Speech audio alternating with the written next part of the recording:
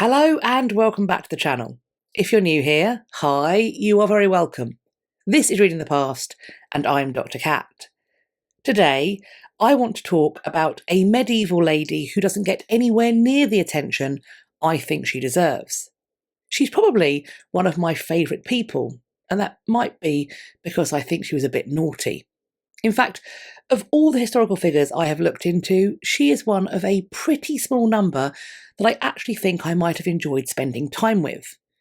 As I'm sure the title of this video will already let you know, we're going to be taking a look at Mary of Woodstock. As the music plays, let me know if she is someone that you are familiar with. You can do that by dropping either a yes or a no in the comments. Let's go.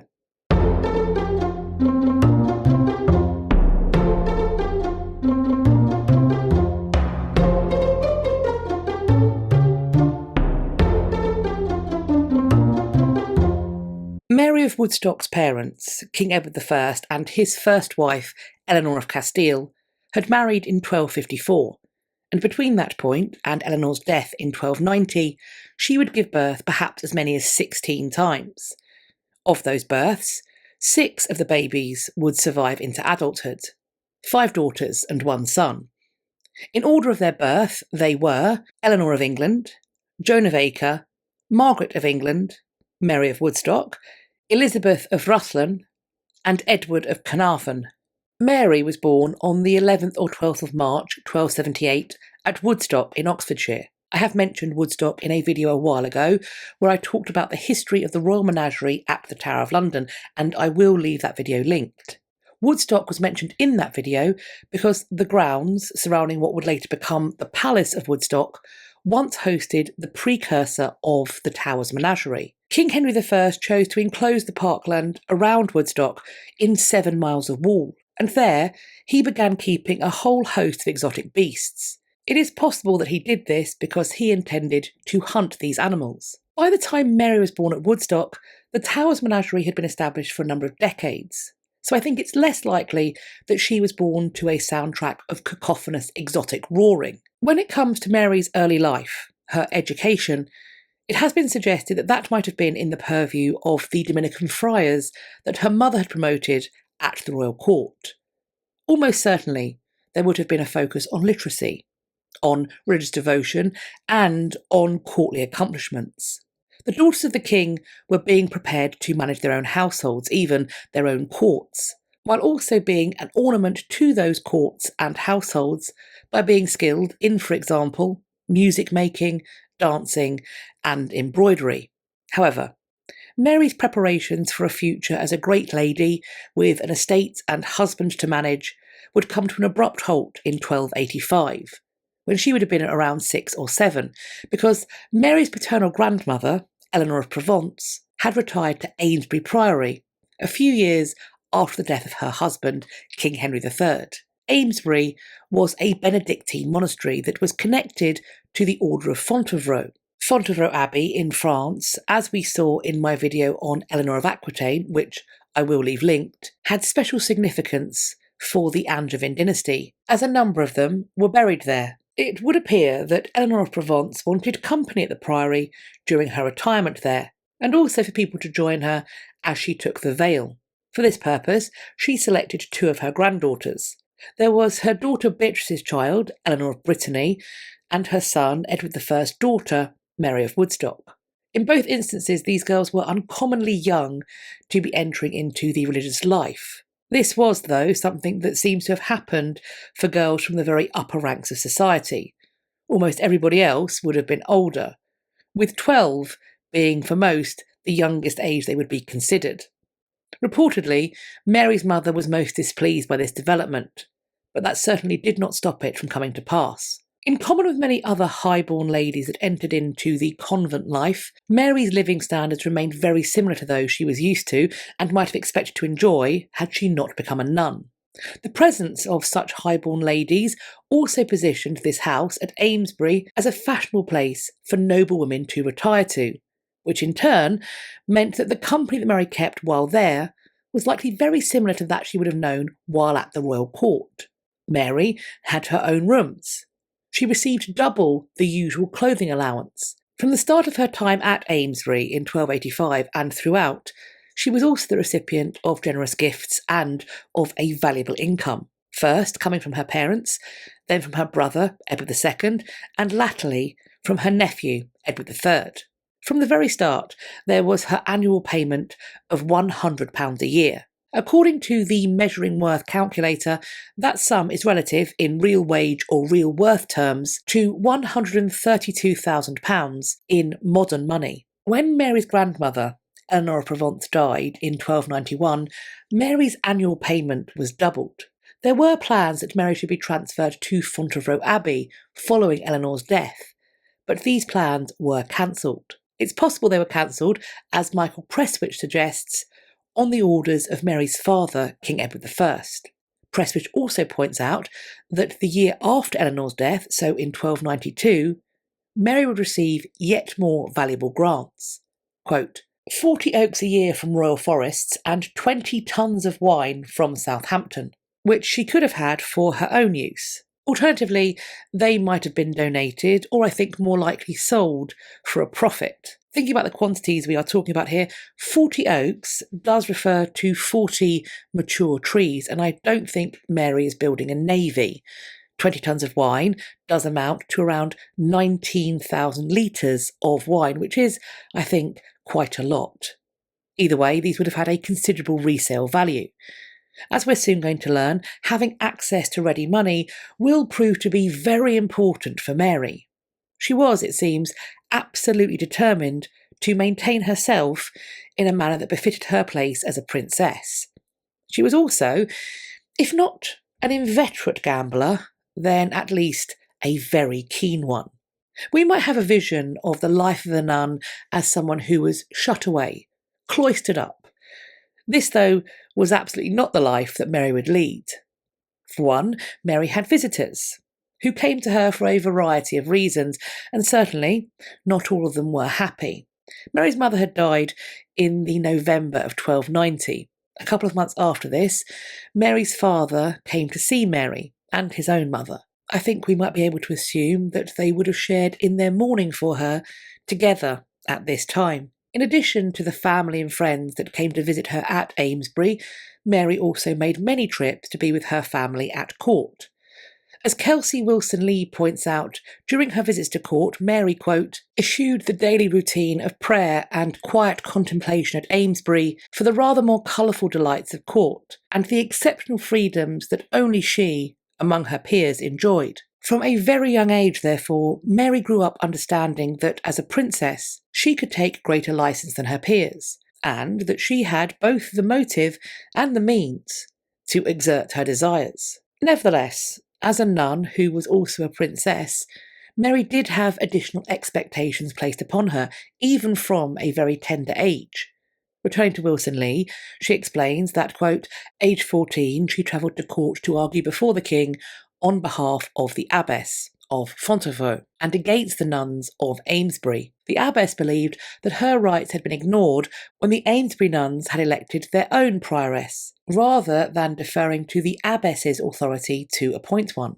The king ultimately sided with the position his daughter advanced, and issued a ruling that guaranteed the abbess the right to appoint a new prioress. I think we can perhaps imagine just how awkward it might have been for Mary to have to go back and face her fellow nuns at Amesbury after this. On the plus side, though, at least the abbess was happy with her, and after this, that abbess would frequently call upon Mary to act as a representative of her interests in England. As for Amesbury, it seemed that they would come around and make use of Mary's influence as well. For example, they asked her to write to her father, the king, for his support in their attempt to protect and maintain the priory's estates from some rather grabby landowners nearby. Court records show her visiting her younger brother Edward of Carnarvon in 1293. She would then spend more than a month with the court a few years later in 1297. This stay allowed her to participate in the preparations, celebrations, and ultimately the farewells prior to her sister Elizabeth leaving England to join her new husband, John, Count of Holland, in his lands. Mary's finances became strained following a change that took place in 1302. her £200 a year was replaced with a grant of a collection of manors and the borough of Wilton. She could hold this for as long as she remained in England. The result of this was that her wealth became less liquid, so to speak, but it would appear that her spending habits went completely unaltered. Presswich highlights the places that her money might have gone. Quote, "She had an extravagant entourage. One account shows that she came to court with 24 horses to transport her household. She is also known to have made a number of pilgrimages, which, even if her retinue were smaller, would still have been a way to spend considerable amounts of money.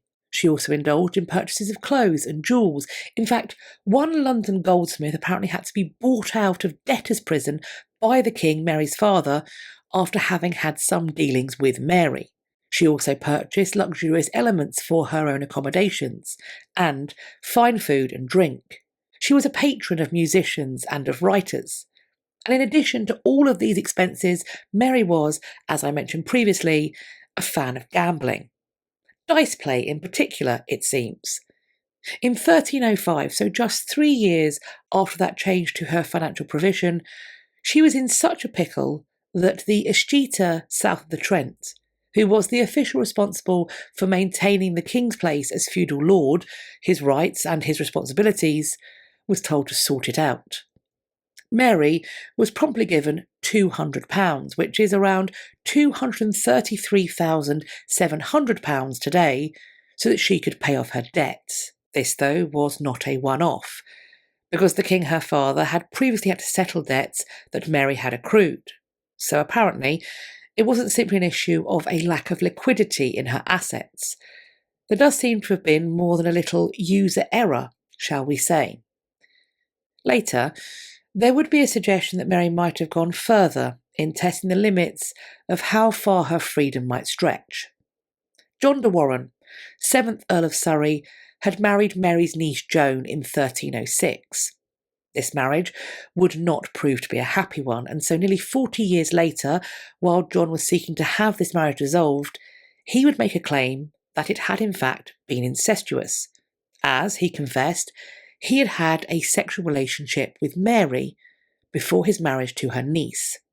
Now, while Mary and John were likely in each other's company during her visits to the court, there is nothing to corroborate his claim of there being a sexual relationship between them, and it was not deemed to be sufficient to act as a reason to dissolve his marriage, whatever he might have claimed or confessed.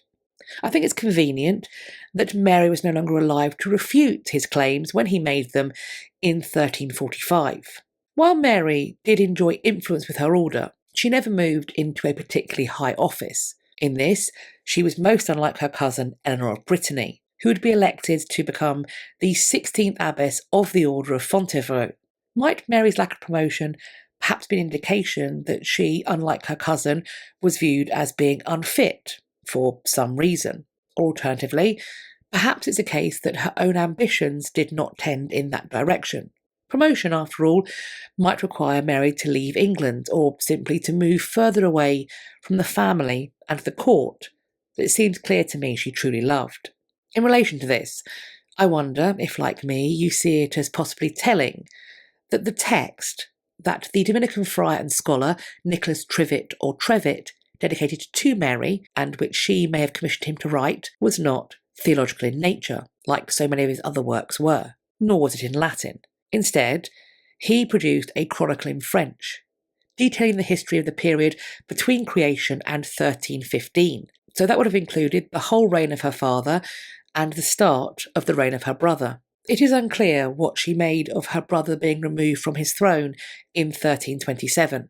We have no extant record of her thoughts regarding her young nephew replacing him and starting his rule as King Edward III. We also don't know what she believed or even knew about what happened to her brother, about how his life ended. In many ways, Mary falls out of the records. We aren't sure exactly when she died, but it's believed that it was in around 1332, when she would have been around 54. She was buried at Amesbury Priory Church, near to where her grandmother, Eleanor of Provence, had been buried. Those burials, those tombs, were lost. Amesbury, like so many other faith houses, would be destroyed during the dissolution of the monasteries, which occurred during the reign of Mary's indirect descendant, King Henry VIII. So what do you think of Mary of Woodstock, of the way she lived, of the choices she made? As always, I'm looking forward to reading your conversations in the comments section underneath this video. I'd also love it if you pop an emoji or a social glyph in the comments too, because that will boost the engagement, get the video shared out more, and hopefully help us to grow our community. I'm thinking we pick maybe some dice, if there is such an emoji, or maybe just some money this time. Do let me know in the comments why you've picked what you've picked with words, because that's the way to keep the algorithm goblins happy. You can find me elsewhere on social media. I will leave links to places you can find me on the internet in my description box. Please do follow me over on some or all of those so we can continue this conversation and start some others. I do hope you enjoyed this video and found it useful. If you did, why not share it with your friends? If you like the channel, let some pals know about it. You can tell me about this video in particular by hitting the thumbs up. Please do subscribe to the channel, and if you think you are subscribed, have a little check now, just to make sure you're not being mysteriously unsubscribed against your will. While you are there, checking, subscribing, maybe resubscribing, please do hit the bell icon beside the subscribe button and then select all in the drop that will appear, and that way YouTube claim they will tell you when I've next uploaded, but also when I will next be going live, which I do at the moment once a month to talk about the history news. Lots of you lovely people send me in news items about things related to history, whether that's new finds, new exhibitions, people misbehaving in heritage sites, repatriation news, and updates from things we talked about before. At the moment, it's going for about 2.5 hours. It's a good time, and you aren't going to want to miss it. I've of course got our failsafe. If you head to my website, which I will leave linked, it is www.katrinamarchant.com. If you head to the contact page and put your email address in this box and then hit sign up, that will add you to my list.